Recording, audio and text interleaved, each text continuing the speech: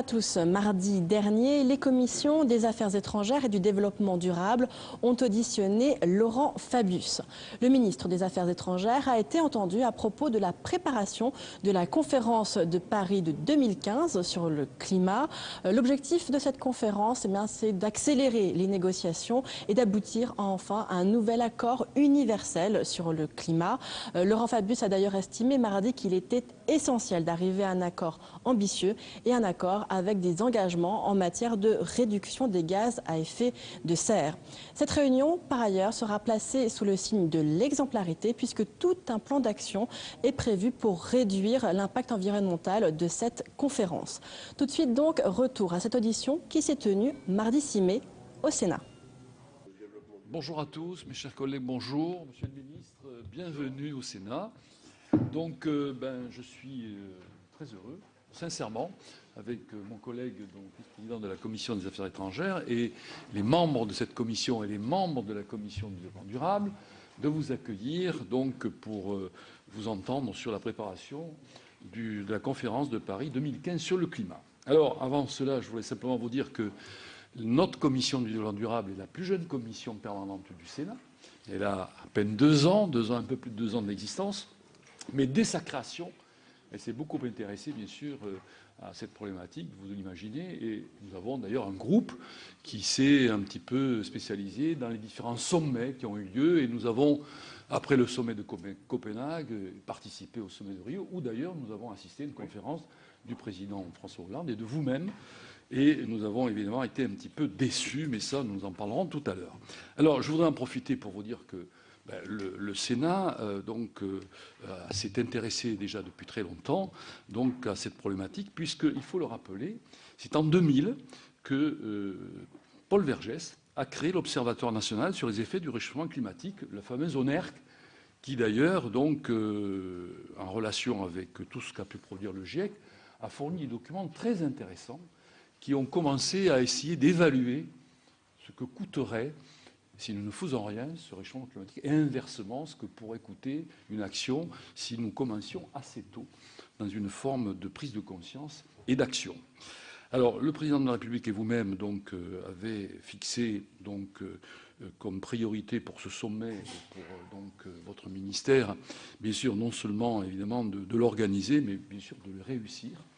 Et bien sûr, nous sommes tous derrière vous pour essayer de contribuer donc à cette réussite. Et c'est pour cela que nous avons créé un groupe de travail pour suivre donc ce sommet. Alors, bien sûr, ce que nous souhaiterions aujourd'hui, c'est bien sûr essayer de vous entendre sur la préparation. À quel stade en est-on? Comment avez-vous mobilisé vos services et notre réseau de la diplomatie donc dans cette perspective? Quelles sont, selon vous, aujourd'hui les perspectives de parvenir à un accord ambitieux lors de cette conférence?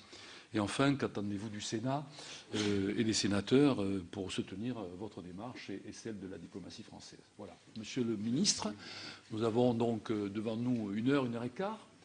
Si vous voulez bien faire ce point, et ensuite vous verrez, les questions vont se déchaîner et nous essaierons bien sûr d'y répondre. Voilà, Monsieur le ministre. Merci beaucoup, Monsieur le Président. Mon collègue veut dire 2 mots. Bon. Je peux faire, oui, le mot d'accueil, puisque la Commission des Affaires étrangères accueille son ministre, en quelque sorte. Mais c'est vrai que le sujet qui nous occupe aujourd'hui relève largement de la Commission du développement local. C'est vrai que l'actualité est plus portée en matière d'affaires étrangères du côté de l'Ukraine ou du Sahel ou de Centrafrique. Mais je constate, pour paraphraser quelqu'un qui fut célèbre et qui l'est toujours, que la maison brûle, mais que vous ne regardez pas ailleurs.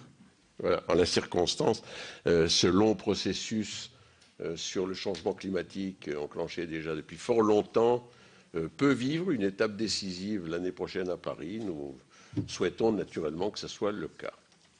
Merci beaucoup, Monsieur le Président. Mesdames, Messieurs les sénateurs, chers amis, d'abord, je veux vous remercier de m'accueillir aujourd'hui dans cette maison que je connais et que j'apprécie pour évoquer un sujet extrêmement important. D'ordinaire, quand je viens devant vos commissions, c'est pour parler en général de politique étrangère, mais cette fois-ci, c'est évidemment pour parler de la 21e conférence des parties à la Convention cadre des Nations Unies sur les changements climatiques. C'est son nom complet. Mais dans notre jargon commun, nous l'appelons la COP 21, où aussi, et je pense que c'est une acception que vous ferez vôtre, Paris Climat 2015, puisque cela se fera chez nous. Je ferai donc quelques remarques introductives et ensuite, bien sûr, je suis à votre entière disposition, sachant que les uns et les autres, vous êtes des spécialistes de ces questions. D'abord, sur le degré d'urgence et sur l'opportunité d'agir. Les causes, les manifestations, les conséquences sont bien connues de vous. Dans les dernières publications du GIEC, il n'y a absolument aucune ambiguïté. Le changement climatique est sans précédent et l'influence des activités humaines est incontestable. D'ailleurs, c'est une remarque que je me permets de faire en passant et que le vice-président Al Gore m'a faite lorsque nous nous trouvions ensemble dans une réunion au début du mois de janvier. Si l'on se rapporte à l'état d'esprit qui existait dans l'opinion publique, y compris dite éclairée, il y a seulement 2 ou 3 ans, il y a un changement considérable, car quasiment plus personne ne conteste, d'une part, la gravité du phénomène et, d'autre part, son origine humaine. Alors que, vous vous rappelez, je ne citerai pas de nom, que dans les différents continents, et la France fait partie d'un de ces continents, il y a encore peu de temps, ces phénomènes étaient contestés. Ils ne le sont plus, compte tenu à la fois de la profondeur des problèmes et de la qualité des analyses qui ont été menées par les scientifiques. Toutes les données statistiques sont sans équivoque et bien au-delà de la marge d'erreur que, d'ordinaire, les scientifiques retiennent. Quels sont les risques? Je ne vais pas les énumérer tous, mais je donnerai juste quelques exemples, puisque je crois qu'en plus la presse nous fait l'amitié d'être là. Le volume total des glaciers pourrait être réduit de moitié, voire de 80% d'ici à 2100 si rien n'est fait. L'augmentation du niveau de la mer pourrait bouleverser nos côtes, puisque la mer pourrait monter de plus de 50 cm d'ici la fin du siècle, et jusqu'à près d'1 mètre selon les hypothèses les plus pessimistes.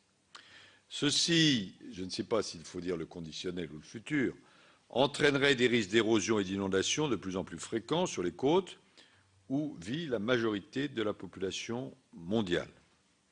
Ce qui signifie, évidemment, les choses ne sont pas aussi mécaniques, mais il faut donner des traductions concrètes. Dunkerque partiellement sous l'eau, la Méditerranée arrivant jusqu'à Arles et Rotterdam devenue une île. Ceci n'est plus de la science-fiction, mais une hypothèse malheureusement possible à la fin de ce siècle, si rien de suffisant n'est fait. D'autre part, les changements climatiques entraîneront aussi des risques accrus sur le secteur agricole, qui pourraient perturber la sécurité alimentaire mondiale, notamment les populations les plus vulnérables. Que deviendraient les 40% de la population mondiale qui vivent de l'agriculture si beaucoup de récoltes sont amputées d'un quart à cause à la fois de la chaleur et du manque d'eau? Tout cela est fort bien résumé dans les 3 rapports qui ont déjà été publiés par le GIEC et je voudrais faire quelques observations à la lecture des dernières conclusions du 5e rapport du GIEC, qui nous apporte un diagnostic scientifique clair et un état des lieux préoccupant sur les possibles impacts, en particulier la baisse des rendements agricoles, l'élévation du niveau des mers et la création de nouvelles poches massives de pauvreté. D'ailleurs, j'en tire une conséquence qui va peut-être vous paraître superficielle, mais qui ne l'est pas, car les mots sont toujours importants. Le mot de changement climatique, qui est souvent utilisé, me paraît beaucoup trop neutre. Car après tout, sans faire référence à tel ou tel slogan politique, le changement est souvent perçu comme positif. Et ce terme, changement climatique, ne rend pas compte de la gravité des risques. Je préfère évoquer, pour ma part, non plus le réchauffement, car scientifiquement ce n'est pas exact. Les phénomènes à l'œuvre se traduiront parfois par des réchauffements, parfois par des refroidissements, le plus souvent par des bouleversements. Et pour toute une partie de la population, y compris la population française, évoquer la perspective d'un réchauffement n'est pas, après tout, nécessairement dramatique. Chacun au nord de la Loire s'imaginant pouvoir vivre sur la côte d'Azur. Mais il s'agit, devenons sérieux de nouveau, pas du tout ça. Il s'agit d'un dérèglement climatique, en anglais climate disruption, qui exprime bien ce qui est en jeu, c'est-à-dire la capacité de l'espèce humaine à se nourrir, à se développer, à vivre décemment et même à survivre. C'est de cela qu'il s'agit. Et donc ce n'est pas simplement un changement climatique.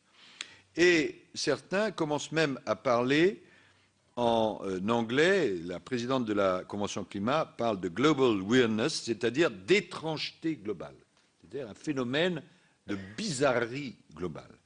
Si nous restons inactifs, nous allons léguer à nos enfants un monde en rupture avec celui que nous avons connu, dangereux et évidemment extrêmement difficile à vivre.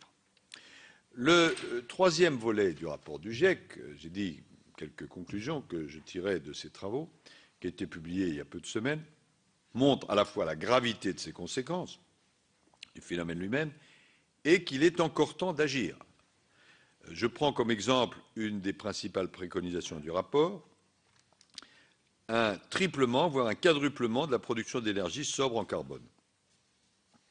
Certains pourraient y voir un mal nécessaire, mais dans un monde où les coûts de ces sources d'énergie, notamment les renouvelables, évoluent rapidement, où les conséquences des énergies fossiles sur la santé sont de plus en plus claires, où l'innovation bas carbone commence à réconcilier écologie et économie, je vois, et c'est une ligne directrice que nous allons essayer de suivre dans la conférence de Paris, j'y vois aussi une chance à saisir. C'est évidemment une contrainte redoutable, mais il y a aussi une chance à saisir.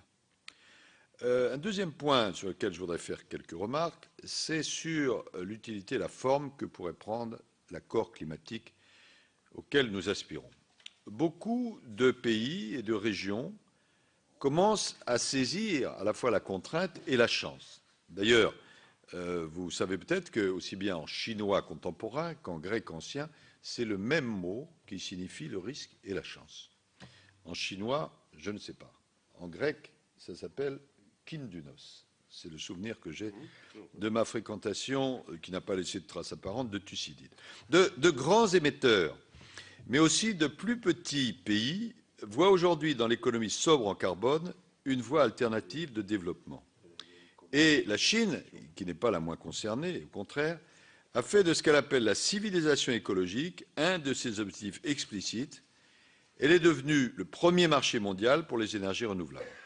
Aux États-Unis, le plan d'action du président Obama, et on m'a indiqué que le président Obama devait s'exprimer aujourd'hui, je ne sais pas s'il va le faire sur cette question, a envoyé un signal fort vers les acteurs locaux et privés.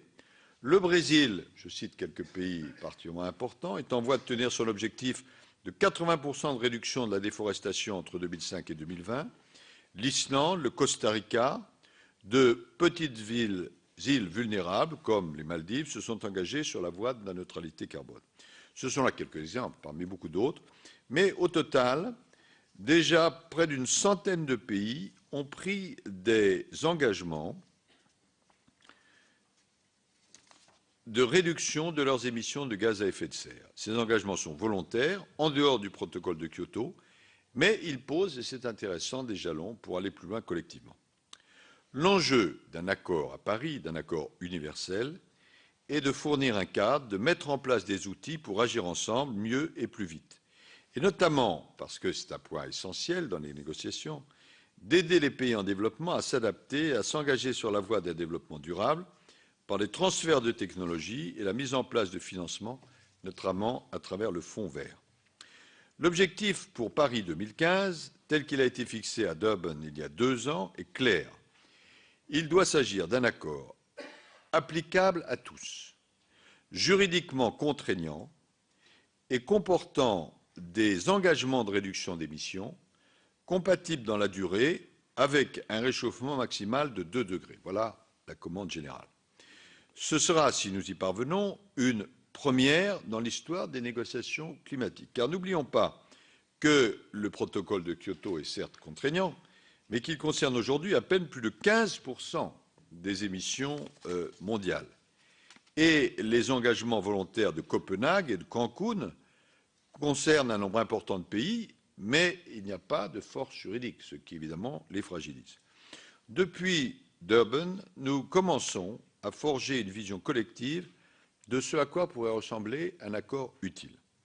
Premièrement, cet accord serait d'abord constitué d'un cadre robuste de règles et de mécanismes pour garantir la transparence sur sa mise en œuvre, c'est-à-dire garantir que les engagements de Paris ne seront pas des paroles en l'air et permettre un renforcement, une évolution dans le temps des engagements nationaux. Deuxièmement, à côté de ce socle commun, viendraient s'ajouter les engagements de réduction d'émissions déterminés nationalement. Il nous semble que la flexibilité devrait être une caractéristique clé. Qu'est-ce que je veux dire? Nous n'agissons pas pour la conclusion d'un accord parfait sur papier et qui serait obsolète après sa signature. Il faut que cet accord puisse accueillir les engagements successifs sans que l'on doive renégocier l'ensemble, car il y a un suivi dans le temps à opérer. Troisièmement, enfin, Paris doit être le moment de cristallisation d'initiatives, de partenariats, d'engagement des différents acteurs. Et par différents acteurs, il y a bien sûr les États, mais aussi les collectivités locales, les entreprises, les ONG, les fonds d'investissement. Mises bout à bout, ces initiatives montreront que l'action est lancée, que la lutte contre le dérèglement climatique est non seulement possible, mais souhaitable pour apporter à nos sociétés et nos économies à la fois soutenabilité, croissance et bien-être. Dans ce cadre, que je dresse à grande guide, car il serait contradictoire de vouloir jouer le rôle normal de la présidence et en même temps de dire voilà exactement où l'on va et je ne veux voir qu'une tête. Il y a une fonction de synthèse à opérer qui doit être distincte, c'est un point très important, de la contribution de la France. Bien sûr, la France préside, mais la France est aussi une partie prenante. Et il ne faut pas confondre les deux au risque, évidemment, de poser un certain problème. La stratégie française. Quel doit être notre rôle en tant que pays hôte dans la conclusion souhaitable de cet accord? La première priorité, c'est l'exemplarité nationale. En ce début d'année, il y a eu la contribution climat-énergie, qui est un pas, la loi sur la transition énergétique, qui va vous être soumise avant l'été, je crois, dans le calendrier parlementaire, devra nous mener plus loin. Vous aurez, vous, un rôle essentiel dans la construction et l'adoption de cette loi, qui doit être aussi ambitieuse que possible, car mieux nous agirons nous-mêmes, plus nous serons légitimes à encourager d'autres à s'engager. La ministre de l'écologie et du développement durable, qui est responsable pour la partie française, même si c'est moi-même qui préside la conférence, évidemment mènera ce travail pour devenir ce qu'elle appelle, j'espère que ce sera le cas, la première puissance écologique d'Europe, et nous devons tendre vers cela, à la fois à cause de notre rôle exemplaire et parce que la compétitivité de la France est en jeu. Mais au-delà de la France, c'est l'Europe dans son ensemble qui doit montrer ce qu'est l'exemple. Et il faut à cet égard souligner que c'est sur la base d'une certaine transition écologique que l'Europe a construit durant plusieurs années un leadership qui est assuré au sein des négociations climatiques internationales. Et s'il n'y avait pas ce leadership, nous ne pourrions même pas parler de l'éventualité d'un accord mondial en 2015. Nous devons jouer ce rôle d'entraînement jusqu'à Paris et au-delà. Et concrètement, ça veut dire que malheureusement, nous n'avons pas pu, au mois de mars, aboutir à une décision formelle de l'Union européenne, alors que la Commission avait fait des propositions intéressantes. La France souhaite très vivement que nous parvenions à une conclusion précise au maximum au mois de mai ou juin, car passé ce délai, et compte tenu en plus du remplacement de la Commission, qui va faire que des difficultés inévitables vont être encourues, nous risquerions, en tant qu'Européens, de ne pas pouvoir donner des indications aux autres si nous ne sommes pas capables nous-mêmes de prendre des décisions. Ce qui veut dire que dans notre stratégie diplomatique, vous m'avez interrogé sur la diplomatie, il faut que, s'agissant de la France et s'agissant de notre impulsion auprès des autres Européens, nous fassions le maximum pour que cet accord au niveau européen puisse être conclu, si possible, au premier semestre. Nous ne devons donc pas laisser des désaccords internes l'affaiblir. L'Europe doit poursuivre le découplage entre croissance économique et trajectoire de ses émissions de gaz à effet de serre. La France souhaite donc l'adoption la plus rapide possible d'un cadre énergie-climat robuste pour 2030, sur la base, je l'ai indiqué il y a un instant, de la proposition de la Commission européenne d'une réduction de 40% de nos émissions en 2030 par rapport à 1990. En tant que future présidence, nous devrons être des facilitateurs des discussions globales sur le climat. En 2014, c'est-à-dire cette année, nous ne sommes pas et nous ne devons pas être au tout premier rang, parce que l'actuelle présidence polonaise et la future présidence péruvienne jouent ce rôle. Il y aura, vous savez, à Lima, au mois de décembre, l'équivalent, mais non conclusif, de ce que sera Paris Climat 2015.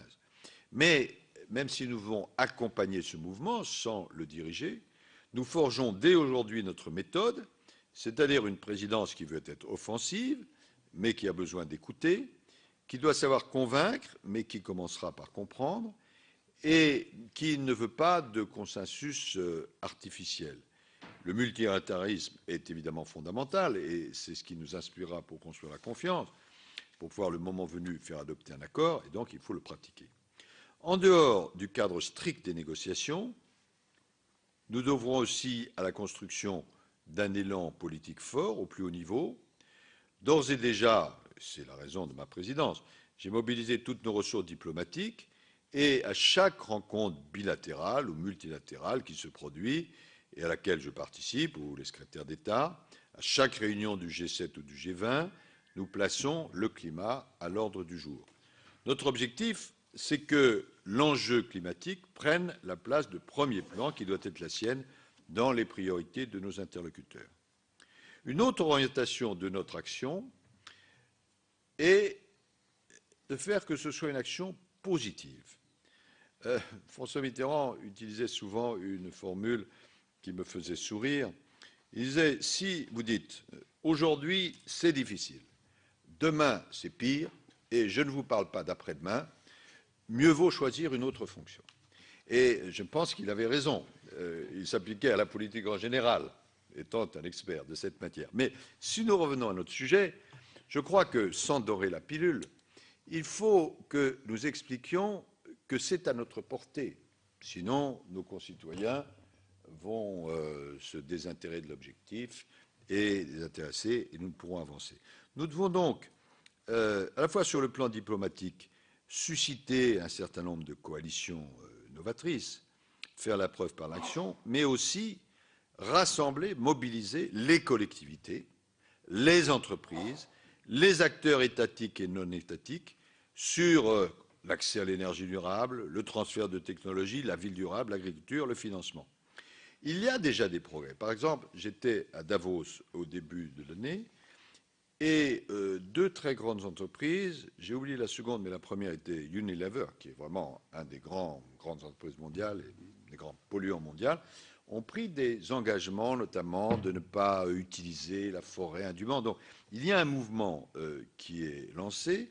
Davantage de ces entreprises étaient regroupées à Abu Dhabi au cours de ces derniers jours. Elles visent à promouvoir l'énergie propre en Afrique, à conclure un pacte des maires pour l'action climatique. Et vous avez vu, par exemple, que Ban Ki-moon, j'en dirai un mot dans un instant, qui est très mobilisé sur ce sujet, a désigné l'ancien maire de New York, M. Bloomberg, pour être son représentant, pour vraiment impliquer les collectivités locales, et c'est une excellente idée, qu'il s'agisse d'ailleurs de l'action climatique, de réduire les fuites de méthane, etc.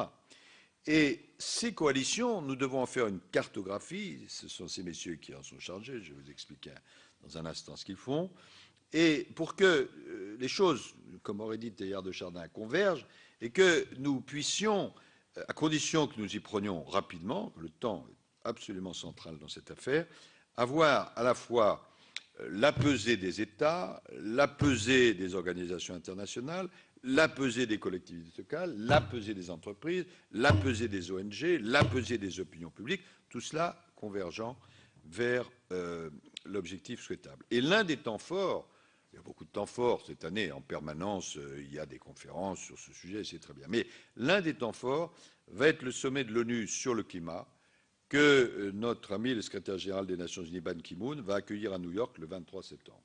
Ce sera une date très importante car nous essayons de faire en sorte, avec Ban Ki-moon, que le maximum de leaders mondiaux s'engagent au nom de leur pays. Car nous considérons que, en regardant ce qui a été fait à Copenhague et ce qui a été fait dans différentes conférences, il y a plusieurs erreurs à éviter. Nous n'avons pas apporté jugement critique sur telle ou telle conférence, mais à essayer de tirer les leçons. Et lorsque je suis allé à Varsovie, la dernière conférence, j'ai posé à tous les interlocuteurs que j'ai rencontrés la même question. J'avais pensé leur poser la question, mais comment fait-on pour réussir? Mais je me suis dit, ils vont être très modestes, et bon. Donc je leur ai posé une question un peu détournée, qui était plus intéressante. Je leur ai dit, quelles erreurs ne faut-il pas commettre? Et ils ont été très bavards à partir de cette question. Et en particulier, j'en ai conclu deux choses parmi d'autres. Premièrement, il est essentiel que nous ayons des engagements le plus vite possible, car la mise en musique de tout cela demande beaucoup de temps. Et donc, c'est la raison pour laquelle, à Varsovie, il a été dit que les différents pays devaient prendre des engagements au maximum au début de l'année prochaine.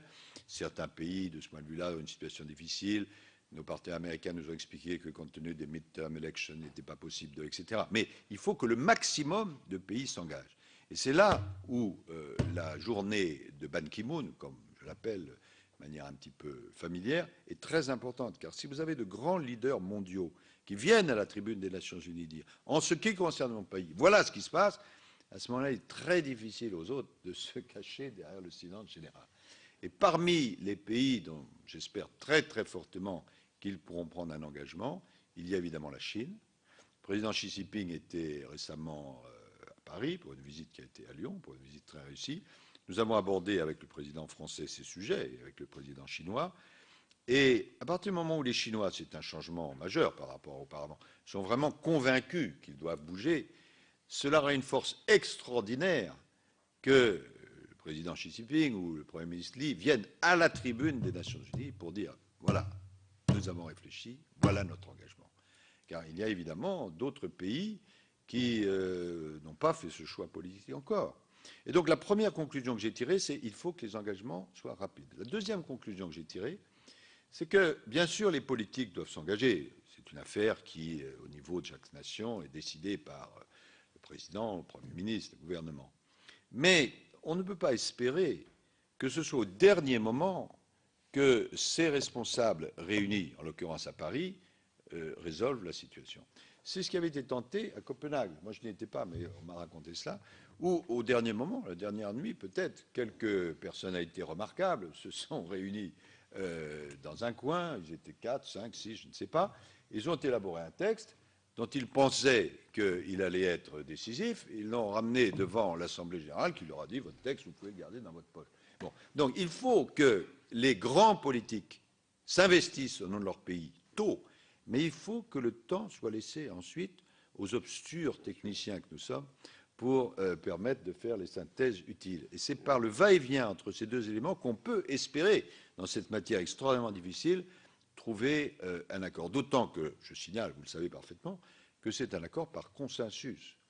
Il fut un temps, je ne citerai personne, qui n'est pas très lointain, où, à l'issue de la conférence, le président de la conférence avait demandé aux participants à la conférence que ceux qui sont pour veuillent bien lever la main, que ceux qui sont contre veuillent bien lever la main. Personne n'est contre, c'est donc adopté. Bon. Mais ça, je ne pense pas qu'on puisse, ni surtout qu'on doive le faire. Et donc le consensus doit être réel. Ce qui, à combien 180 et quelques pays, n'est pas d'une facilité aveuglante. C'est la raison pour laquelle, je dis tout ça en plaisantant, lorsque la France, qui d'ailleurs était la seule candidate, a obtenu cette conférence. En général, quand on est seul candidat, ça facilite quand même la victoire. Ceux qui sont venus me saluer m'ont dit dans un même souffle félicitations, et ils ajoutaient tout bas condoléances. Donc j'oublie la deuxième partie de la phrase. Je pense que c'est une grande responsabilité, une très grande responsabilité pour la France, mais qu'il faut prendre les dispositions pratiques pour essayer de mettre tous les atouts de nos côtés. Et de ce point de vue-là, l'engagement personnel et très fort du secrétaire général Ban Ki-moon est quelque chose de évidemment très important. Ces initiatives des uns et des autres, des nations, des organisations, des collectivités, de l'ONU, etc., doivent constituer la rampe de lancement du futur accord et créer un contexte favorable au progrès de la négociation politique.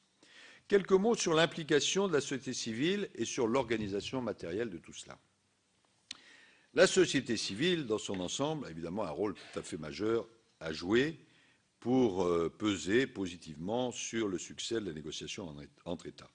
C'est notamment pourquoi, sur le plan logistique, nous mettons en œuvre le maximum pour créer les meilleures conditions possibles d'accueil et d'accessibilité en direction de la société civile et aussi, bien sûr, des médias. Ces acteurs feront beaucoup, ils ont commencé d'ailleurs, pour assurer la visibilité de cet événement, qui devra aussi être exemplaire du point de vue de l'impact environnemental et, nous a-t-il semblé, de l'implication des citoyens, puisque ça aura lieu au Bourget, même s'il s'appelle Paris, c'est au Bourget, et du département de la Seine-Saint-Denis. Le rôle de la société civile, en décembre 2015, ne va pas se limiter aux 2 semaines de la COP. Il y a énormément à faire d'ici là. Les parlementaires, et plus particulièrement les sénateurs, peuvent aider nos efforts français de plusieurs façons. Tout à l'heure, je parlais de l'exemplarité française sur le climat. J'attire notamment votre attention sur la ratification de la 2e période d'engagement du protocole de Kyoto, qui va vous être transmise prochainement et sur laquelle la France et l'Union européenne sont attendues. D'autre part, il existe un potentiel de mobilisation des collectivités territoriales, que vous représentez particulièrement, autour de l'enjeu climatique.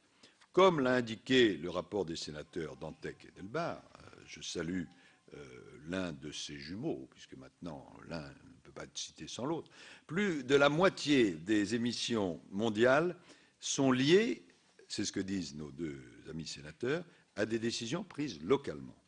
L'échelle internationale est la meilleure échelle pour créer une impulsion politique et des outils, mais l'échelle locale, disent-ils, est la meilleure pour les mettre en œuvre. Et donc là, le Sénat, les sénateurs, ont un rôle tout à fait important à jouer. Enfin, les parlementaires peuvent et doivent remplir une fonction de facilitateur dans les négociations internationales. Là aussi, j'emprunte le terme de facilitateur au rapport de messieurs Dantec et Guelbar, par des échanges au sein de groupes d'amitié, par vos participations au COP, au sein de la délégation française, par les coalitions internationales de parlementaires autour du climat. Vous pouvez, et j'espère, vous allez contribuer à la préparation des décisions prises par les législateurs nationaux. Pour beaucoup de pays, la préparation des contributions nationales à l'accord de 2015 va faire l'objet d'une sanction législative. Il faut garder aussi à l'esprit qu'au lendemain de la COP 21, c'est à ce niveau parlementaire que tout se jouera pour que l'accord ne reste pas lettre morte. Donc comprenez les choses en amont, en aval ou au milieu. Vous avez vraiment un rôle très important à jouer et connaissant la sensibilité du Sénat à tout groupe profondément là-dessus, je sais que vous le jouerez. Voilà quelques éléments sur notre démarche et nos attentes pour la COP 21. Je veux dire, je terminerai par là, quelques aspects matériels. Alors, comment travaille-t-on en interne, si je puis dire à partir des indications données par le Président de la République et le Premier ministre, il y a essentiellement 2-3 secteurs ministériels qui sont mobilisés. Bon, d'abord le Quai d'Orsay, puisqu'il a été choisi pour avoir la présidence au nom de notre réseau diplomatique. Bon, c'est de ça qu'il s'agit.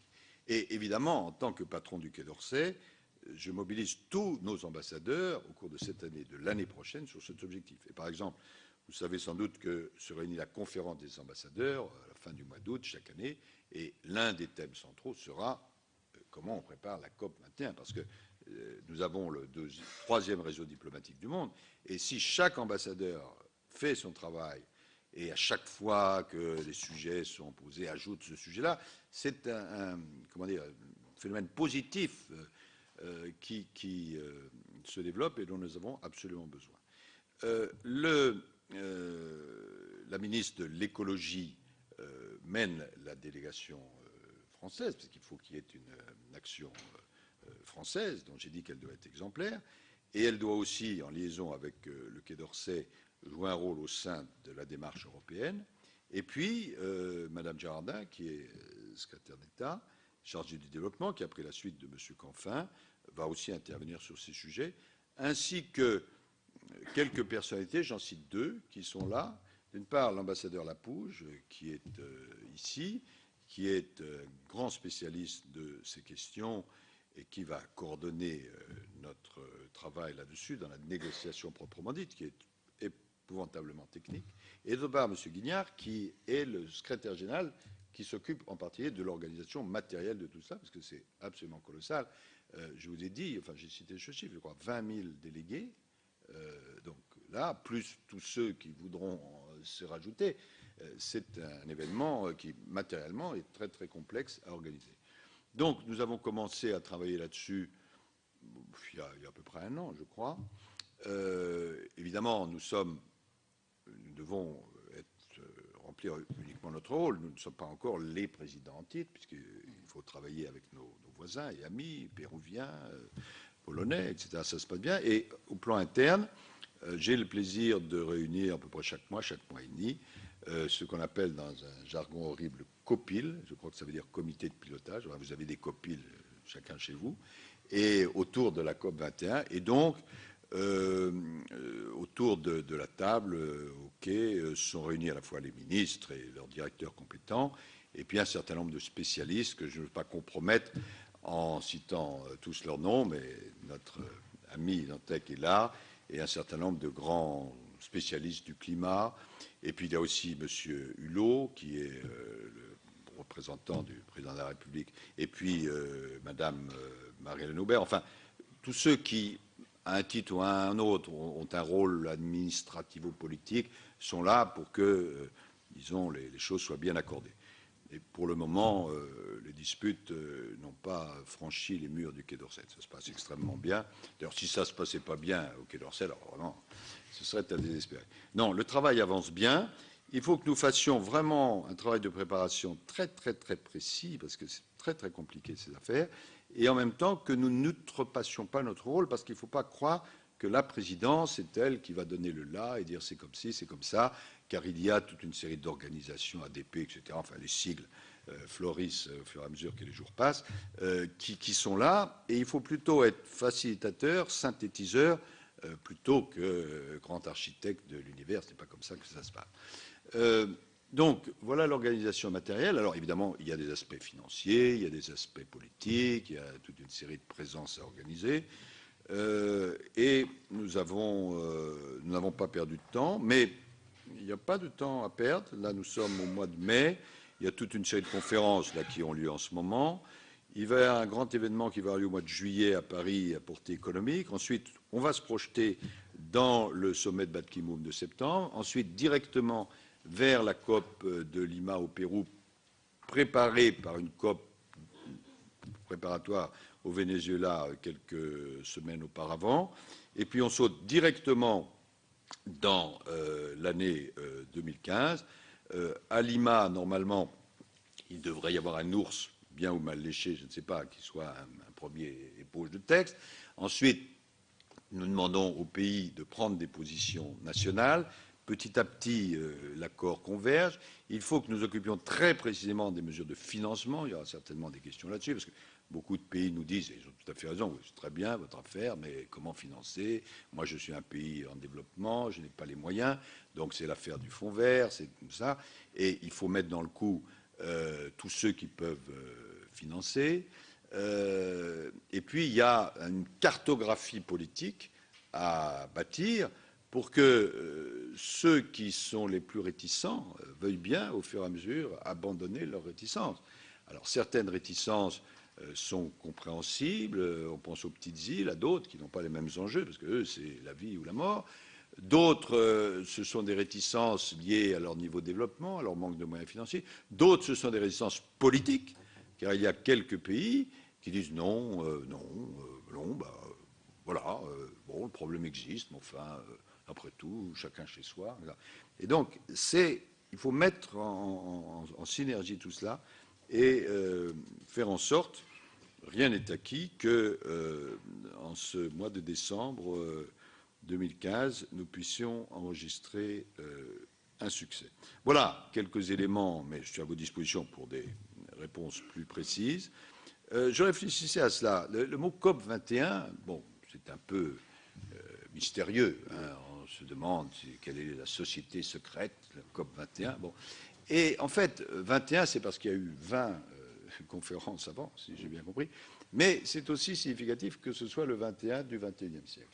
Et donc, il faut que petit à petit, dans l'opinion, et on doit s'appuyer sur les opinions publiques, notamment les opinions jeunes, des jeunes, nous accréditions l'idée légitime que c'est une responsabilité internationale absolument massive, qu'il ne s'agit pas d'une conférence comme une autre où on discute de modalités. Il s'agit, à proprement parler, de la possibilité d'existence de la vie humaine. Et je pense que si nous arrivons à cela, sans survaloriser nos mérites, c'est un thème que je développe souvent quand je parle politique avec les dirigeants que je rencontre. Ça donne de la politique peut-être une idée un peu différente et peut-être un peu meilleure que celle qui nous est souvent reprochée. On nous dit, oui, mais la politique, c'est quelque chose d'obscur, d'un petit peu crapoteux, etc. Oui, mais là, il s'agit vraiment de préparer le futur. Et il ne s'agit pas d'intérêt égoïste, ni égoïste d'un point de vue national, ni égoïste d'un point de vue temporel. Il s'agit que le politique, avec un grand P, retrouve ses droits, qui est faire en sorte que la vie en société sur la Terre soit possible et soit meilleure. Et je pense que c'est un élément qui peut, si nous réussissons, faire regagner du crédit aux politiques en général. Voilà, Monsieur le Président, Mesdames et Messieurs les sénateurs, ce que je voulais vous dire en quelques mots. C'est un défi très difficile, mais avec l'aide du Sénat, rien n'est impossible. Bien. Monsieur le ministre, merci. Merci pour cet excellent exposé. Alors, les questions, donc les premières questions, Monsieur Marcel Deneux, Ronan Dantec, Michel Teston, Yves Rome. J'en ai deux autres, Hélène Conway, Yves Pozzoli-Vorgo, Leïla Echi et Louis Nègre. Voilà, alors on va commencer donc par Monsieur Marcel Deneux. Oui. Ça tombe bien. Monsieur le ministre, merci de votre exposé. Vous avez campé le décor. Moi, j'avoue que je partage votre constat et rien ne me choque dans ce que vous avez dit, ni par les cheminements à venir. Alors, je voudrais vous faire part d'une partie de mon expérience qui n'est pas grande en pierre, mais j'apporte ma pierre à l'édifice. En 2001-2002, j'ai fait le premier rapport sur les évolutions climatiques dans le cadre de l'Office parlementaire des évaluations technologiques. Et j'ai, à ce titre-là, eu la chance d'être dans la délégation parlementaire qui était allée à Johannesburg. Et je vous dis ça pour que nos amis comprennent l'ambiance de l'époque. J'ai participé, j'ai assisté dans la même salle à ce discours dont on parle à Maison Brûlée, et vous regardons ailleurs, le matin, et l'après-midi, dans la même salle, le même auditoire a sifflé le représentant des US. C'était l'époque où le président des USA, on vivait encore sur cette grande déclaration, le mode de vie des Américains n'est pas négociable. C'était cette époque, il y a 15 ans. Hein. Bon, alors je vous dis ça et j'ai mesuré ce soir-là la difficulté de mettre d'accord l'ensemble de la communauté internationale. Je me suis dit, on a quand même beaucoup de choses qui nous séparent. Comment va-t-on faire? Alors, vous ayant dit cela, moi, dans ce que vous avez dit, il y a des choses que je veux appuyer et rappeler. Nous avons beaucoup de chance d'être la France pour l'organisation de cette réunion internationale, parce qu'on ne le dit pas assez. La France est plutôt vertueuse dans ce système et nous avons une crédibilité réelle. S'il fallait le chiffrer, quels sont les éléments de chiffrage les meilleurs pour apprécier, en matière de production de CO2 par habitant, la France c'est 5 tonnes 8. Moi je travaille beaucoup en ce moment des affaires d'énergie avec l'Allemagne. L'Allemagne c'est 9 tonnes. Et la moyenne européenne elle est quelque part dans ces niveaux-là. Donc la France a une base de départ très crédibles pour être ceux qui organisent et qui peuvent, dans une certaine mesure, montrer le chemin vertueux et le dire, c'est à notre portée. Ce que vous avez fermé, il faut le dire, c'est à notre portée. Alors, ayant dit cela, comment on chemine, moi je partage tous les points de vue. Je ne serai plus parlementaire l'année prochaine, mais je continuerai à participer à mon niveau. Mais la question que je voudrais vous poser, c'est comment allons-nous nous servir du multilatéralisme avec l'expérience des négociations diplomatiques que vous avez et qui a manqué à Copenhague. Moi, j'étais à Copenhague. En fait, nous n'avons pas eu l'expérience de la négociation diplomatique pour 36 raisons d'organisation locale et même de participation française. Il était difficile d'aboutir au bout de 2 jours, on en était conscient. Alors, comment mettrez-vous au service du système votre habitude de la négociation diplomatique? Et puis une question plus précise, comment comptez-vous vous servir des 700 millions d'habitants qui composent l'Union pour la Méditerranée, qui se sont réunis fin janvier, qui doivent encore se réunir à Athènes ce mois-ci, autant que je sache, et qui sont porteurs d'un avenir dans la mesure où leur existence à eux est tout à fait mise en cause par ce qui se prépare en matière de réchauffement climatique, étant donné que la France est quelque part dans la situation d'un pays charnière dans cette affaire. Autrement dit, il y a là, avec Union pour la Méditerranée et votre compétence des négociations diplomatiques, un levier dont il faut se servir. Alors, Monsieur Ronan Dantec, si on peut, Monsieur le ministre, on n'aura pas le temps de répondre à toutes les questions si chacun ne fait pas un petit effort. Hein. Donc, Monsieur Ronan Dantec. Oui, donc pour être rapide, mais je crois que la présentation de Laurent Fabius était extrêmement claire sur les objectifs de la France et sur l'analyse.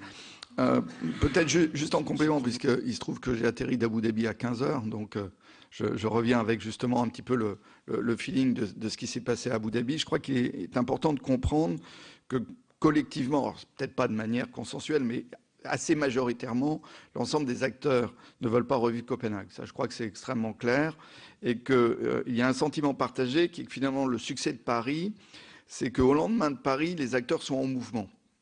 Puisque aujourd'hui, je crois, comme Laurent Fabius l'a très bien dit, le climato-scepticisme est en train de battre en retraite et scientifiquement démontrer l'origine humaine, mais il y a une espèce de climato-fatalisme qui l'a remplacé, sur le fait que finalement l'effort est tel qu'il n'est pas accessible et que du coup on peut peut-être se replier les uns les autres sur son territoire, ce qui serait la pire des choses. Et donc il faut absolument que l'en main de la COP, et c'est la responsabilité de la France, l'ensemble des acteurs du citoyen à la multinationale soient en mouvement avec l'idée que c'est accessible dans le courant du XXIe siècle. Donc je crois que c'est ce que Ban Ki-moon porte avec le sommet de septembre.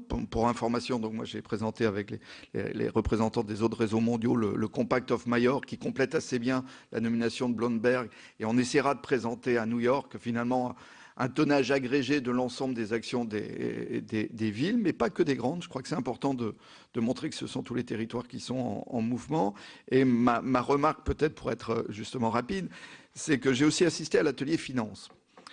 Et ce qui est quand même assez marquant, c'est dans le propos de Cristina Figueres, que la question du fonds vert reste quand même assez centrale aujourd'hui, sur le fait que si les pays développés ne tiennent pas à l'engagement de Copenhague, l'un des rares engagements de Copenhague, alors il sera difficile de créer la confiance sans laquelle il ne peut pas y avoir d'accord. Ce qui veut dire, je me retourne un peu finalement vers les uns et les autres, puisque Laurent Fabius a un peu interpellé les parlementaires, qui est que demain, si nous voulons l'accord, il nous faudra aussi faire un effort financier, direct ou indirect. Et qu'il ne faudrait pas que demain, tous ceux qui se disent le climat c'est extrêmement important, finalement rechignent au moment où il faudra quand même sortir d'une manière ou d'une autre le carnet de chèques. Je crois que ça, c'est un enjeu majeur. Et il faut être conscient que si nous ne tenons pas la promesse de Copenhague, nous ne créerons pas la dynamique à Paris en 2015. Merci. Monsieur Michel Teston. Merci, Monsieur le Président. Monsieur le ministre et ancien Premier ministre, je souhaite vous poser brièvement 2 questions. Elles portent sur le positionnement de l'Union européenne et de la Chine au cours de la conférence. Il me paraît absolument nécessaire que l'Union européenne parle d'une seule et même voix au cours de la conférence. Donc ma question est simple. Comment l'Union européenne se prépare-t-elle Et de quelle manière? On peut penser en effet que certains États européens qui sont effectivement intéressés par l'exploitation de leurs ressources fossiles n'auront peut-être pas la même position que d'autres. Et la deuxième question, on a entendu que le président chinois, vous l'avez d'ailleurs cité dans votre intervention, a annoncé des réformes économiques qui consisteraient à répartir les bénéfices finalement du développement plus équitablement, tout en diminuant la pollution. Est-ce que ça peut se traduire lors de la conférence par un changement du discours diplomatique chinois, ce qui serait absolument nécessaire? Oui, très rapidement, Monsieur le Ministre, j'ai été particulièrement sensible aux arguments que vous avez développés pour témoigner de l'importance de cette conférence, en appelant d'ailleurs à un élan politique fort, à des engagements les plus rapides possibles.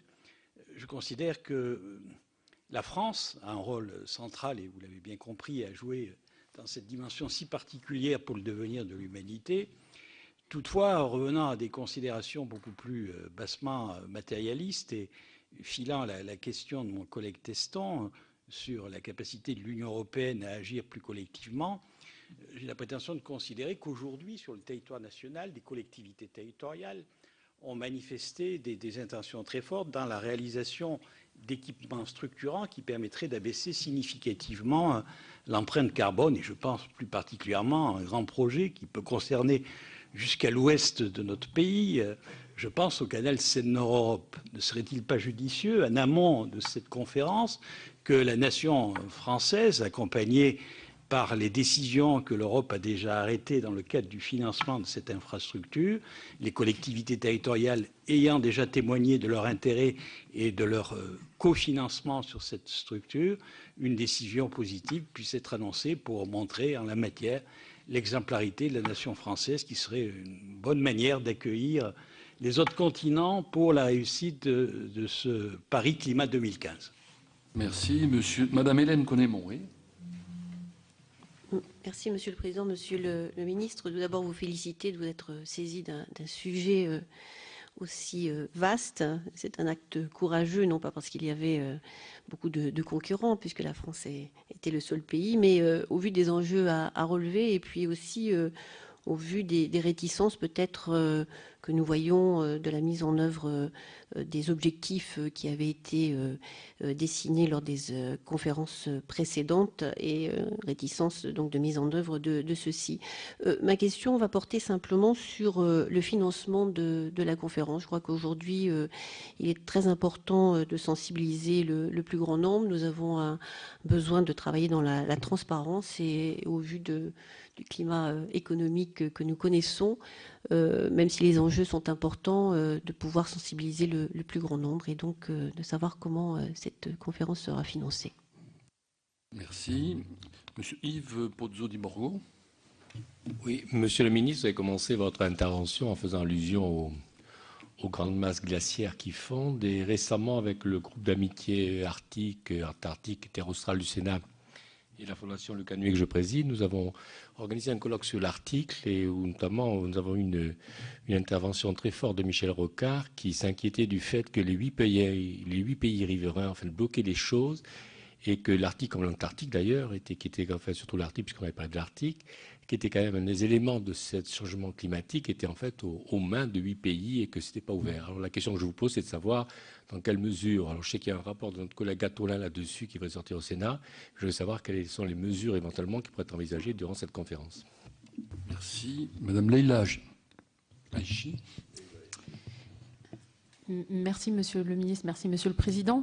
Je voulais apporter quelques précisions, s'il vous plaît, par rapport à votre exposé. J'ai, le 14 février dernier, organisé au sein du Sénat un débat sur l'Europe de la défense autour du livre vert de la défense des écologistes, qui porte le concept de Green Defense, dans lequel nous abordons évidemment les sujets de problématiques environnementales, de prévention des conflits, d'accès aux matières premières et évidemment du dérèglement climatique.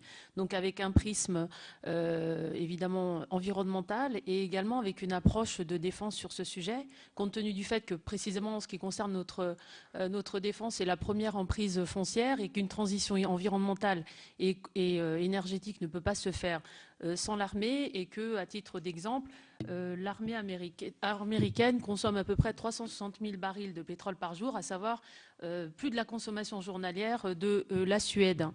Le secrétaire général des Nations Unies, M. Ban Ki-moon, reconnaît lui-même que le dérèglement climatique est un risque majeur stratégique. Et nous-mêmes, dans le livre vert de la défense des écologistes, nous considérons que le dérèglement climatique doit être intégré comme une donnée stratégique pour notre défense et de construire tout le sujet de la défense et la construction de notre outil militaire autour de ce sujet éminemment important pour les décennies à venir.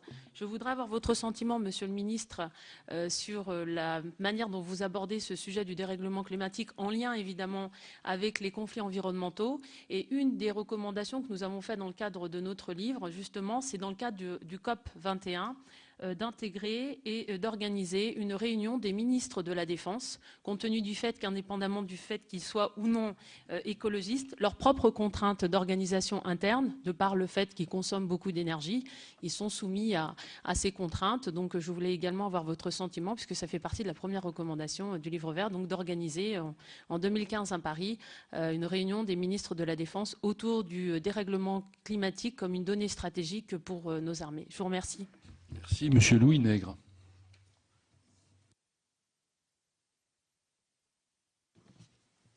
Monsieur le ministre, merci de votre exposé liminaire qui était particulièrement intéressant et qui mettait bien l'accent sur ce qu'il fallait examiner aujourd'hui. Alors, pensée globale, agir localement. Vous avez dit la France doit être exemplaire. Je vous rejoins assez facilement sur ce point-là. Et plutôt qu'une question, j'aurais deux propositions à vous faire. La première, c'est d'avoir une politique plus pédagogique à l'égard du grand public. Parce que nous n'arriverons pas à avancer si le grand public, lui, n'est pas convaincu de la nécessité d'agir. Et je reprends donc l'AFP de 15 heures qui annonce le fameux discours d'Obama. Et Obama va utiliser la route numéro 1 en Louisiane pour démontrer que cette route est en train de s'enfoncer et que ça va coûter 7,8 milliards d'euros, notamment aux pétroliers, pour récupérer ça. C'est quelque chose de simple, c'est quelque chose de concret, c'est quelque chose que tout le monde peut comprendre et donc je souhaiterais qu'on soit plus pédagogue. J'aborde le problème non pas au niveau de la conférence, vous le voyez, mais de manière terre à terre par le petit bout de la lorgnette. Deuxième proposition. Il faudrait intervenir beaucoup plus fortement sur les transports. Vous savez que les gaz à effet de serre proviennent en grande partie, au moins 30%, des transports. Et je suggère fortement, puisque la France a une position plutôt en pointe dans le domaine du véhicule électrique, grâce notamment à deux choses, un mix qui est énergétique, qui nous est favorable, et deuxièmement parce que Renault, constructeur mondial, s'est lancé là-dedans. Eh bien, je suggère fortement au gouvernement, je l'ai dit au ministre du redressement productif, je l'ai dit au ministre donc, de l'Environnement, et je vous le dis, je suggère fortement que le gouvernement ait une action dans ce domaine beaucoup plus forte qu'il ne l'a actuellement pour faire en sorte que les collectivités locales, les flottes d'entreprises, les flottes de nos communautés d'agglomération aient davantage, voire les ministères, aient davantage de véhicules électriques qui pourraient servir d'exemple aux autres. Madame Évelyne Didier.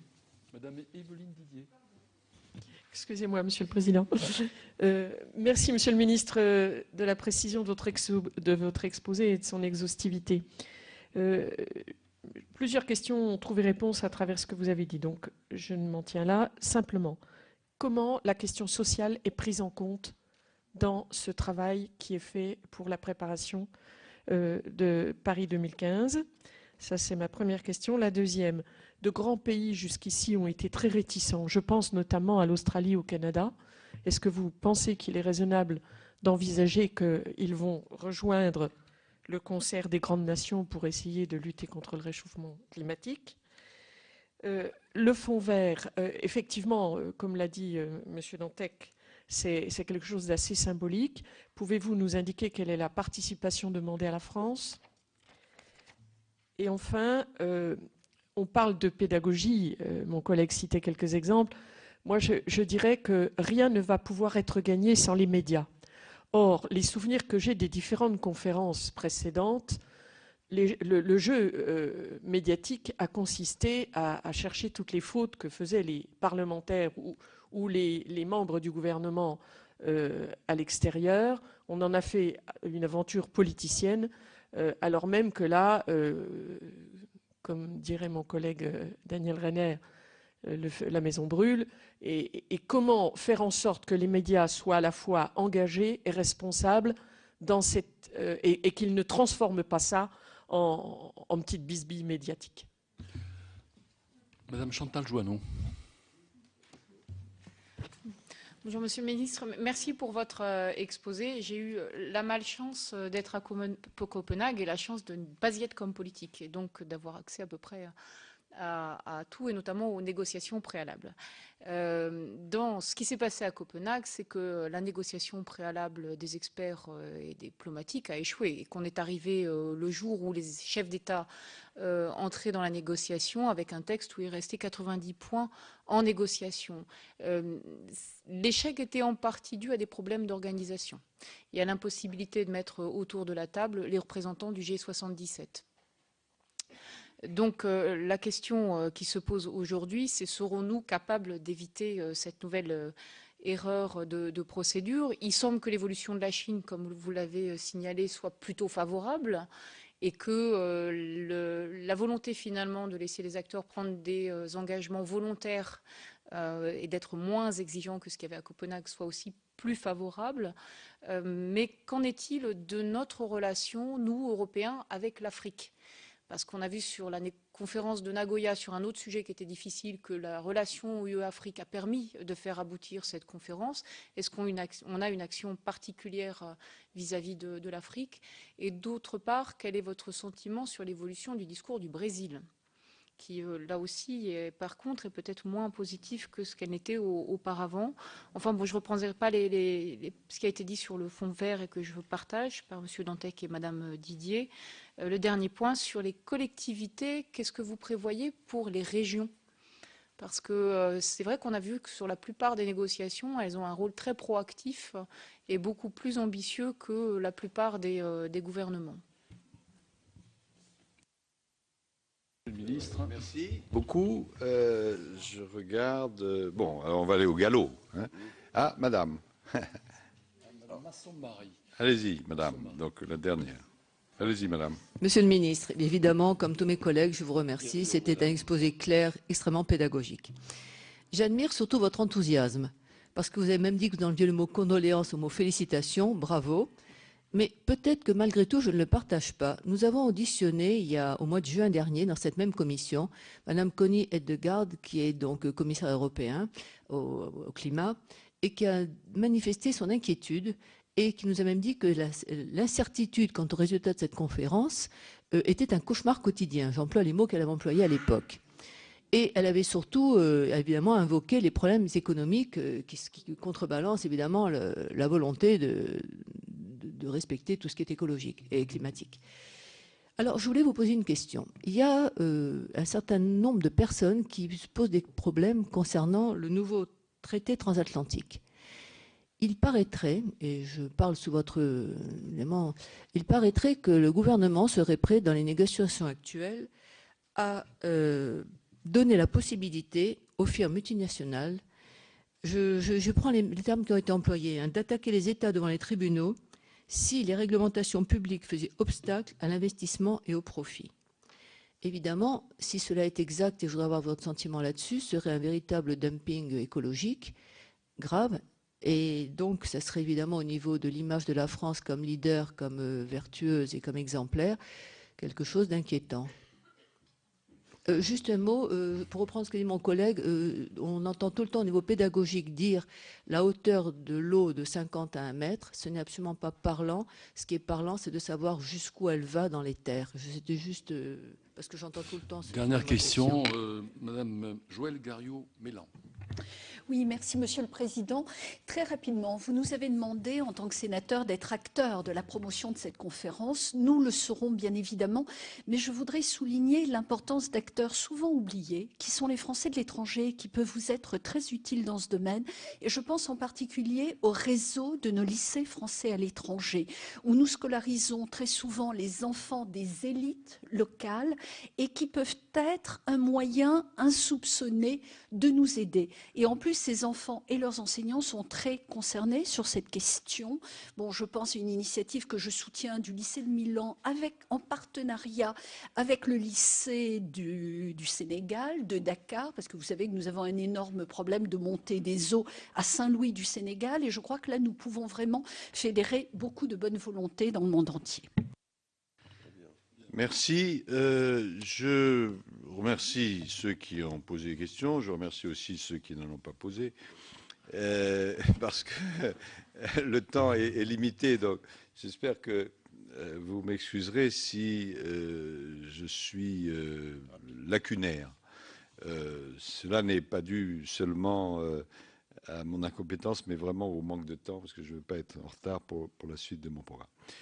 Alors, d'autant que dans beaucoup de cas, il s'agissait de questions et d'observations et qu'il n'y a pas à commenter.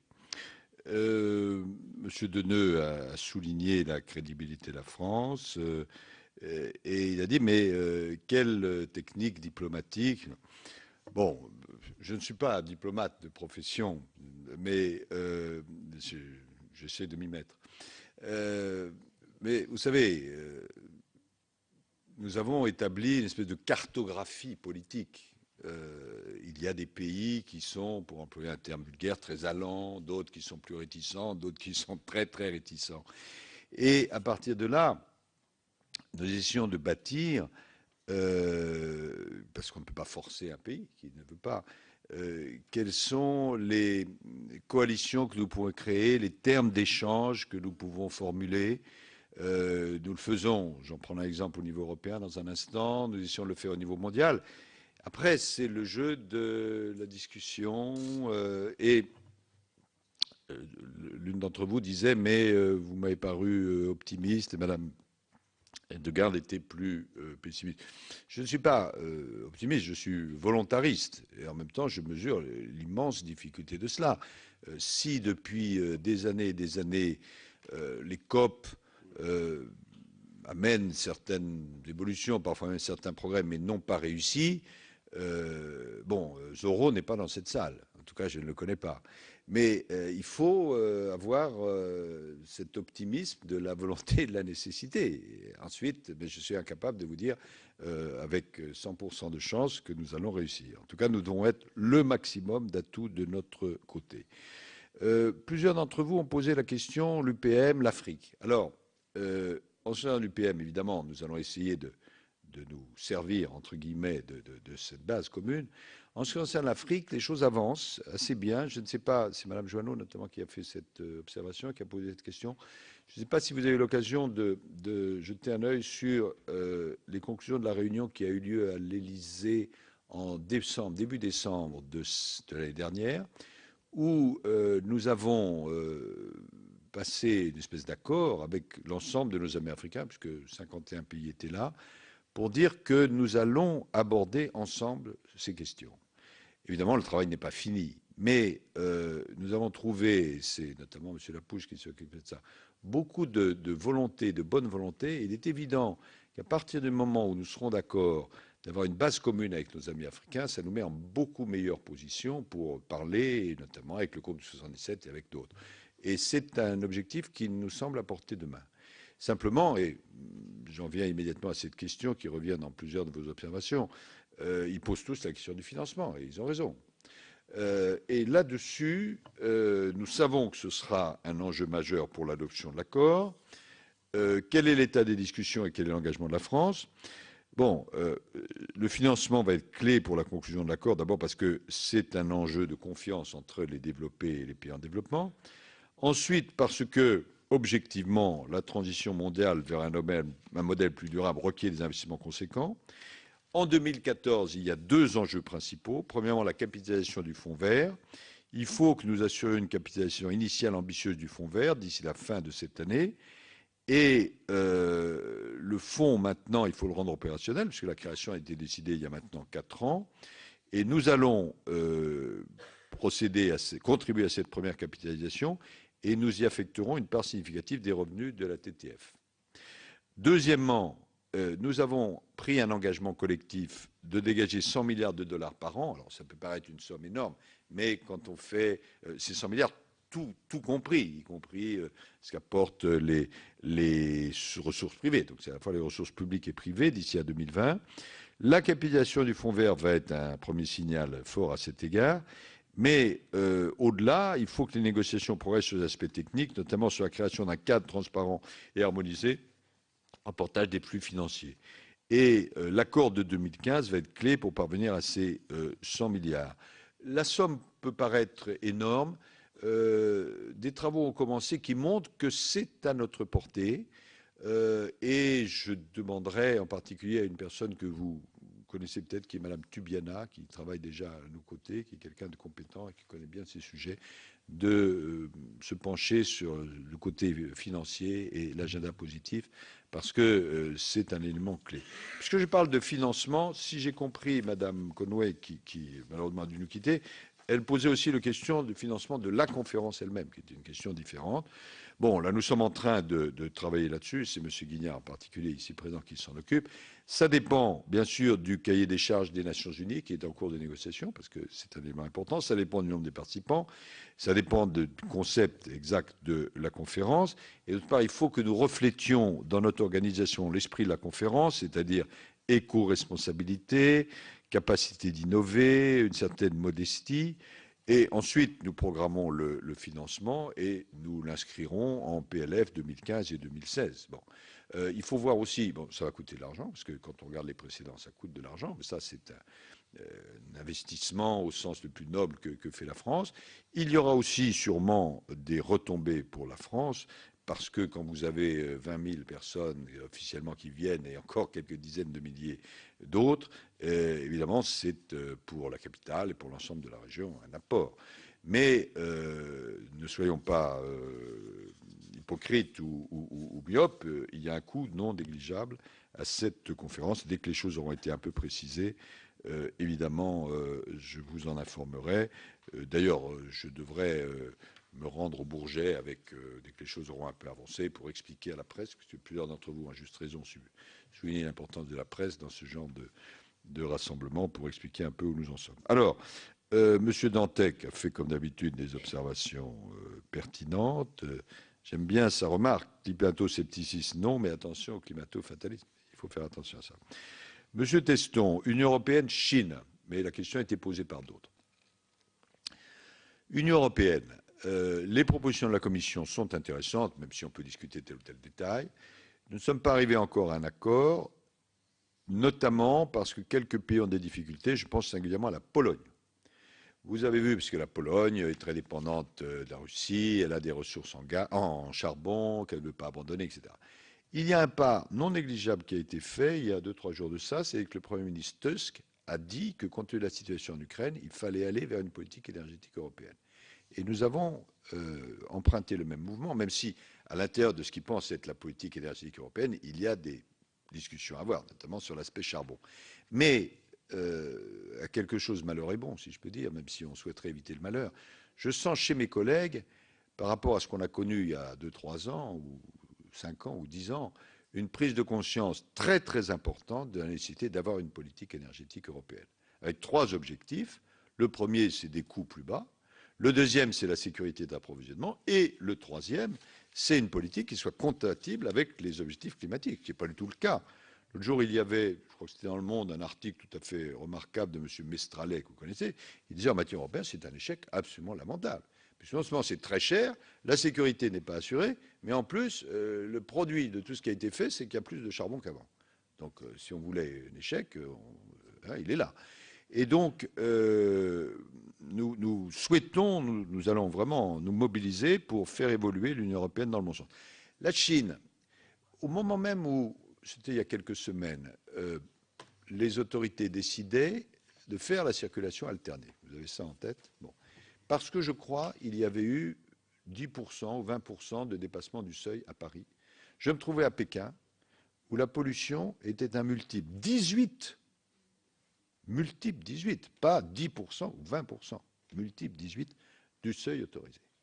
Et par des conversations aussi bien avec le président Xi que le Premier ministre Li, que beaucoup d'amis ou de collègues chinois, c'est une vraie préoccupation. Pour des raisons sanitaires, parce que bon, il y a vraiment des problèmes majeurs, pour des raisons économiques, parce que il y a des cadres d'entreprises qui ne veulent plus aller dans un certain nombre de villes chinoises, notamment à Pékin à cause de la pollution, et pour des raisons sociales et politiques, parce que la population dit non. Et les dirigeants chinois sont des gens très intelligents, sensibles à cela, et donc ils ont décidé de faire évoluer les choses. C'est très compliqué compte tenu du développement. Mais j'ai plaidé auprès du président Xi, et je retourne en Chine dans 10 jours, et je le referai auprès des autorités chinoises, pour que, puisque la Chine a décidé, et c'est nécessaire, c'est indispensable et c'est sincère, de faire cette évolution, eh bien, comme je le disais dans mon propos introductif, évidemment, ça changerait énormément la donne mondiale si elle faisait l'annonce de cette évolution, et notamment au moment de la conférence de M. Ban Ki-moon. Et c'est dans ce sens que nous travaillons. M. Rome a posé la question importante du canal Seine-Nord-Europe. Oui, mais il y a d'autres équipements aussi, mais évidemment, il ne faut pas avoir une contradiction entre les objectifs généraux qu'on affiche et puis les équipements qu'on fait ou qu'on ne fait pas. Mme Conway avait posé la question du financement, j'ai essayé d'y répondre. Sur l'Arctique, oui, vous avez tout à fait raison. M. Rocard est mon représentant, il est très très compétent sur ces sujets, et, il est très passionnant là-dessus. C'est vrai que sa thèse, que je crois juste, c'est qu'un certain nombre de pays contrôlent ça, alors que quand on regarde, non seulement en termes climatiques, mais en termes économiques, et c'est une région du monde qui concerne le monde entier. Et donc, la France a demandé à pouvoir être associée à tout cela. C'est un sujet que nous avons présent à l'esprit. Madame Hachi, je dois dire avec grande honnêteté, j'espère que vous m'en pardonnerez avant les 20 prochaines années, que je n'ai pas lu le livre vert sur la défense. Ben, c'est gentil, d'ailleurs je vois qu'il est blanc.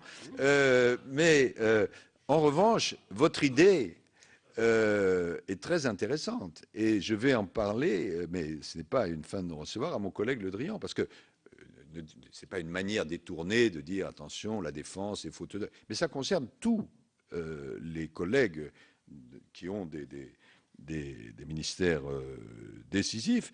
Et je pense que ce serait très intéressant de montrer que dans ce domaine aussi, il y a des progrès à faire, ce qui, si j'ai compris, est le thèse de votre livre. Donc je suis preneur. Donnez-moi ça.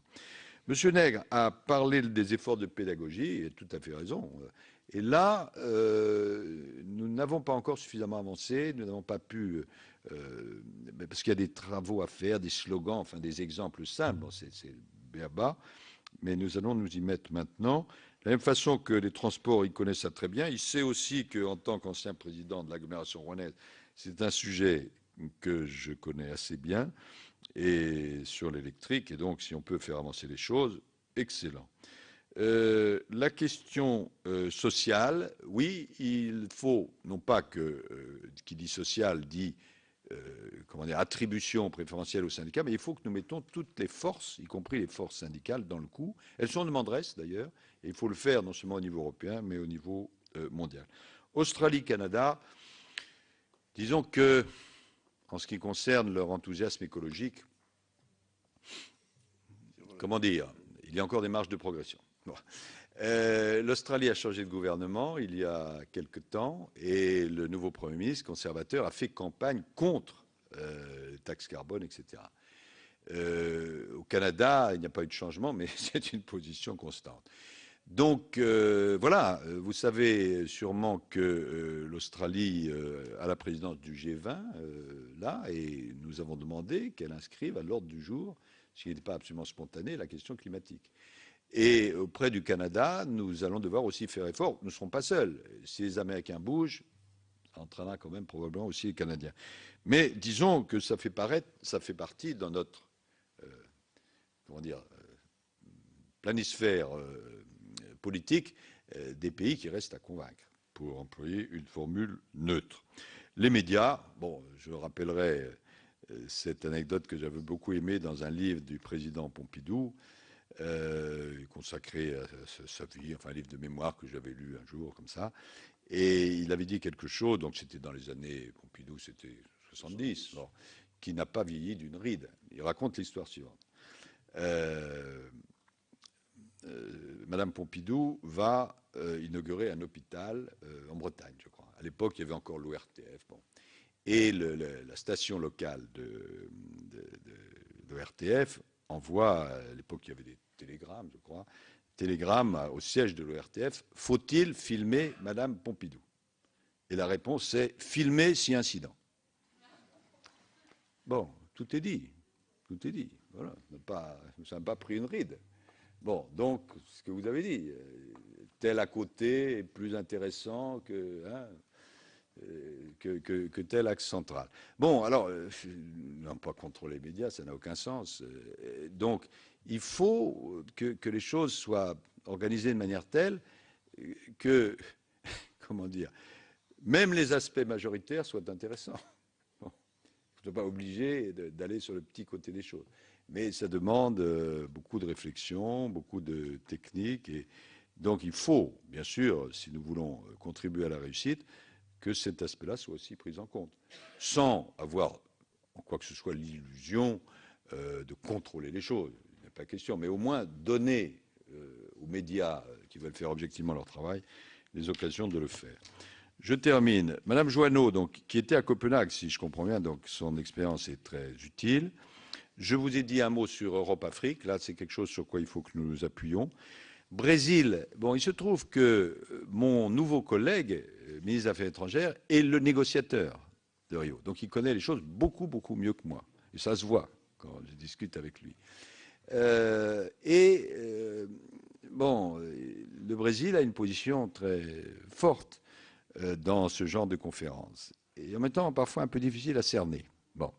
Et donc, nous allons faire le maximum pour que le Brésil soit du côté de la réussite. Voilà l'objectif que nous pouvons essayer de nous fixer. Régions, oui, les régions, quand je disais collectivités locales, c'était les communes, les régions, etc. Et nous allons avoir, est-ce que c'est cette année? Bon, en octobre, il y a une espèce de grande réunion des régions où nous aurons le plaisir d'accueillir M. Schwarzenegger, qui doit présider d'ailleurs ce rassemblement, puisqu'il a été, je crois qu'il n'est plus, mais gouverneur en Californie. Mais il faut faire flèche de tout bois. Hein. Mais je compte beaucoup sur les régions parce que souvent ce sont elles qui sont le plus engagées. Et l'idée, c'est que collectivités diverses, communes, départements, régions, etc., tout le monde montre qu'il y a des résultats positifs. Lycée AEFE, oui, vous avez tout à fait raison. D'ailleurs, j'ai demandé à Madame Farneau, la patronne de l'AEFE, et elle le fait, elle m'a dit que ça prenait très bien, de mettre ces thématiques à l'ordre du jour dans les différents lycées. Bon, ça intéresse beaucoup et du coup, ça peut diffuser dans les familles et auprès de différents milieux. Dernier point, Connie Hedegaard et le traité transatlantique. Bon, Connie Hedegaard est une femme très compétente. Malheureusement, son mandat à la Commission va se terminer. Je ne sais pas par qui elle va être remplacée. Ce sera important parce que le rôle du commissaire est important. Mais comme elle connaît le sujet admirablement, elle en connaît aussi les difficultés, non seulement au niveau européen, mais au niveau mondial. Simplement, elle mettra son énergie au service d'un succès possible, mais elle a raison de dire que le succès n'est pas assuré. Le traité transatlantique, bon, c'est un autre sujet dont vous aurez à débattre. Parmi, bon, le traité transatlantique, je voyais des articles de journaux aujourd'hui, et puis à l'approche des élections européennes, j'ai l'impression qu'on veut faire des rapprochements, qui d'ailleurs ne sont pas illégitimes, et tel ou tel parti prend position plutôt contre que pour. Je n'ai pas beaucoup recensé de partis qui disent oui, quoi qu'il en soit. Moi, j'ai vu ce matin, c'est le hasard des choses, le négociateur américain qui est à Paris, et je lui dis ceci que je vous redis. Écoutez, cher monsieur, nous abordons ça sans préjugés. Bon. Quels sont les objectifs? Les objectifs, c'est, si possible, pour l'Europe et pour la France, d'avoir un marché plus important, de faire en sorte que nous puissions vendre davantage de produits agricoles, davantage d'appellations d'origine contrôlée, que nous puissions pénétrer davantage au marché public. Deux chiffres, je ne sais pas s'ils sont exacts, mais c'est ceux qui figurent dans les rapports. Nous, nos marchés publics européens sont ouverts à 85%. Les marchés publics américains, avec les régions, les fédérations, à 20%. Bon, donc, évidemment, si nous pouvions pénétrer ces marchés, c'est très intéressant pour nous. Ça, c'est les objectifs. Les risques, c'est que ça ne se passe pas du tout comme ça. Les risques, c'est que, alors que les Américains ont accepté que l'audiovisuel, etc., soit en dehors, à un moment, ils nous disent non. Les risques, c'est que les préférences collectives que nous voulons maintenir, c'est un mot prétentieux pour dire que nous voulons un poulet qui ne soit pas frelaté, nous voulons l'affaire des OGM, etc., ne soit pas respecté. Le risque, c'est que sur les marchés publics, les États fédérés nous disent « Ah ben, écoutez, on est désolé, mais ça, vous avez discuté avec le centre, mais vous n'avez pas discuté avec nous, et nous, on n'est pas d'accord. » Donc, il y a à la fois des perspectives, il y a des risques. Il y a un problème, c'est celui auquel vous avez fait allusion, c'est quelle est l'instance d'appel qui n'est pas encore décidée. Et il faut choisir une instance qui soit objective et qui ne nous mette pas dans des difficultés. Et il y a un autre aspect qui est, bon, on comprend bien que certains aspects de la négociation puissent être secrets, mais moi j'ai dit, et je l'ai dit ce matin, ou non, je n'ai pas dit cet après-midi à l'Assemblée, mais ce matin dans le groupe dans lequel je participais, le gouvernement viendra tous les 3 mois devant l'Assemblée, devant le Sénat, pour dire voilà où nous en sommes. Puisque de toutes les manières, le négociateur européen, il y a une négociation tous les 3 mois. Bon, s'il y a des choses secrètes, ben, voilà, on dira c'est secret. Mais sur l'essentiel de la négociation, je ne vois pas pourquoi on ne dirait pas ce qui se passe. Étant donné qu'à la fin, il faudra quand même que vous disiez oui ou disiez non. Bon, moi, je ne pars pas avec une idée préconçue. Si les objectifs peuvent être atteints et que les risques sont écartés, bravo. Si les objectifs ne peuvent pas être atteints et que les risques, au contraire, adviennent, ben, ce sera non. Bon, et on ne part pas en disant « Oh, c'est merveilleux parce que c'est les Américains » ou « Oh, c'est horrible parce que c'est les Américains ». Je pense qu'il faut être très, comment dire en bon français, matter of fact. On va regarder. Honnêtement, bon, j'ai discuté, mais c'était trop rapide avec le négociateur américain, puis j'avais vu toute une série de notes. Au stade où j'en suis, je suis incapable de vous dire si finalement ce sera oui ou ce sera non. Je ne le sais pas. Mais ça dépend de la négociation elle-même. Sur le calendrier, ce que m'a dit le négociateur, c'est qu'il y a des élections de moyen terme aux États-Unis à la fin de l'année, donc il n'est pas question qu'il y ait des avancées significatives avant. Bon, donc si on peut avancer, ce serait l'année prochaine, d'après ce que j'ai compris. Bon, eux souhaitent avancer, mais ça dépendra vraiment du contenu de la négociation. Bon, et je trouve, par rapport à telle ou telle position que je vois, autant dire quoi qu'il arrive, ce sera oui, ça n'a pas de sens, ça dépend du contenu. Autant dire quoi qu'il arrive, ce sera non, alors que les États-Unis et l'Europe, ça fait quand même quoi 40% du commerce mondial. Donc si on pouvait aller en avant et aller chercher des points de croissance, pourquoi pas. Mais au stade où nous en sommes, je pense qu'il n'est vraiment pas possible de dire voilà quelle va être la sanction finale. Sachant que la sanction finale, même si c'est un négociateur européen qui discute, il faut que nous soyons d'accord à la fin. Donc nous pouvons dire oui ou nous pouvons dire non. Voilà où nous en sommes. Bien, excusez-moi peut-être d'avoir été trop court dans mes réponses, mais merci à vous. C'est nous qui vous remercions, monsieur le ministre. Merci. Bon. Voilà pour cette audition de Laurent Fabius, le ministre des Affaires étrangères, qui a donc été entendu par les commissions du développement durable et des affaires étrangères sur la préparation de la conférence de Paris sur le climat en 2015. Vous pouvez bien sûr toujours voir et revoir toutes les auditions sur notre site sur publicsénat.fr. Très bonne fin de journée sur les chaînes parlementaires.